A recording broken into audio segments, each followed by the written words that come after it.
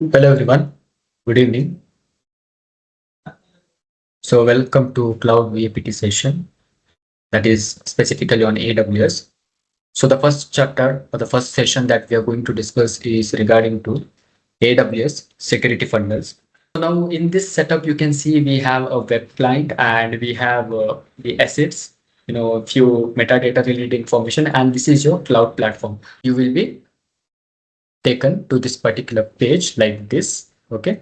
Now, whatever you see is the management console of the AWS. Okay. I have already signed in using my account, and this will be the account ID specified for your account. Account IDs will differ depending upon your account and in which location you have kept it.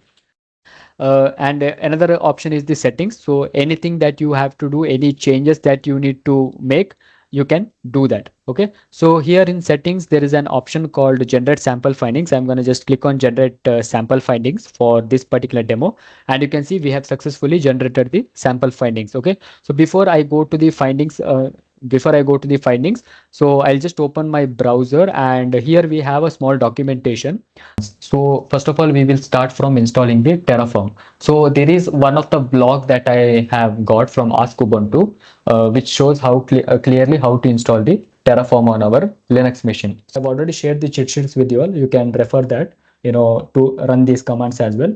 So to identify who exactly is the user, we need to get the details about the dev01 user. So we need to confirm the user. So there is a command for that. You can type AWS STS and get caller identity. Just type get caller, and yes, finally you can see all the secrets managers file, the sensitive files have been leaked out here. We got the username, that is root. We got the password, that is MariaDB credential passwords. We got the database, that is MariaDB. We got the host name, everything. So all the data has been breached out, and you can see now we are able to access all the internal information with regarding to your network, credit card number, CV, expiry date, right? So we are able to successfully get all the information of that particular S3 bucket. So the environment variable environ.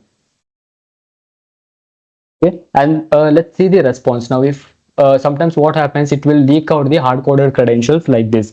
Now within this environment variable, we are able to get few, not few, almost it is sensitive information which we have leaked out here.